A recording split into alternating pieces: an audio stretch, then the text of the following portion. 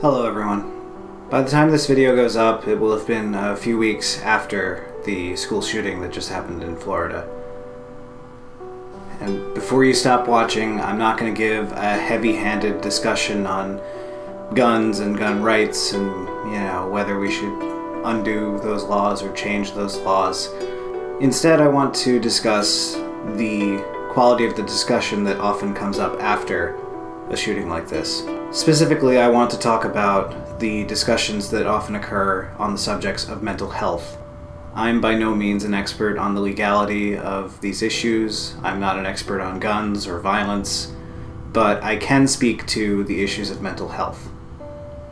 As someone who has PTSD, which is often on the short list of mental disorders one should not be allowed to own a gun with, I can say that I am concerned about painting with too broad a brush. Just because someone is mentally ill does not make them a murderer or a potential murderer. As I've discussed in previous videos on this channel, I myself am the victim of violence and abuse in my life, and that's why I have PTSD.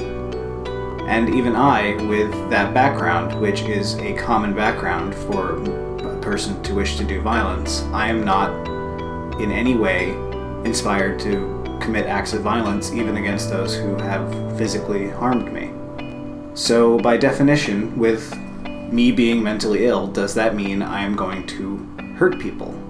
No. And I think that's an important point. Just in the same way that there are responsible gun owners, there are responsible people with mental illness. And I'm concerned that we're going to further stigmatize and preclude people who need the help going to seek that help for the fear of that stigma. I don't really have much else to say about what has happened in Florida or any of the other shootings that have occurred over the past several years. I definitely have the sense that this is becoming worse. I don't feel that it's getting better. I feel that we are not doing enough to prevent these kinds of tragedies if anything can be done. And that's sort of part of the problem. We don't actually know if more can be done that would help. And I don't think that the classic conservative line of, well, the only solution is more guns really holds any water here.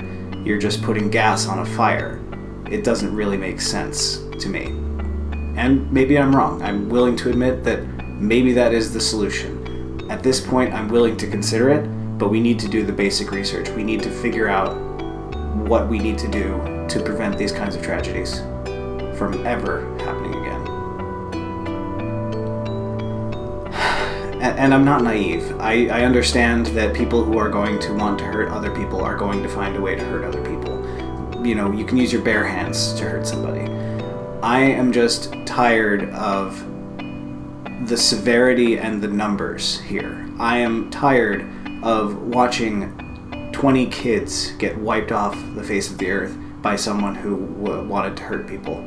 And I don't understand why. I don't understand how people are supposed to move forward from this. I can't imagine what those families are going through, including the family of the person who committed the acts of violence. I don't know how the family is reacting to that. I know that if it were my child, I would be distraught that I had not done enough to prevent them from going down this road.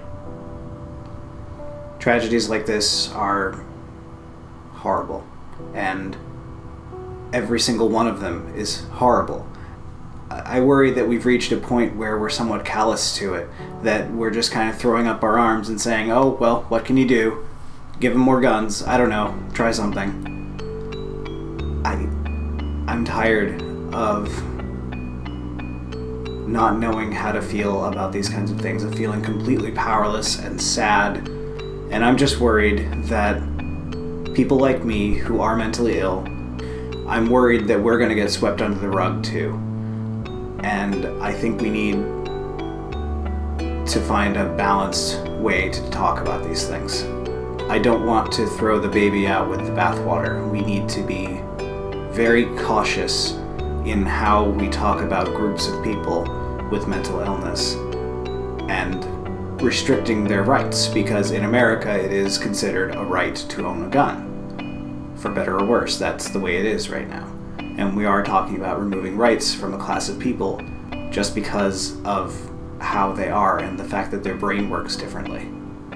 And then it becomes a question of who decides what defines someone as dangerously mentally ill. If I were an evil dictator, I could make the case that anyone who doesn't agree with me politically is unstable and dangerous and mentally ill. And that's exactly what has happened in the past. And we need to be very careful how we handle this situation. That's all for this video. I'll be back next week with another interesting video for you. I am sorry that this one is a bit of a downer. I'm apologetic to you if it was difficult to hear about. I wanted to give it a few weeks before this video comes out, and it may be too soon, and I'm sorry for that if I offended you or upset you or hurt you. I felt that I had something to say about this, and I feel that it's important.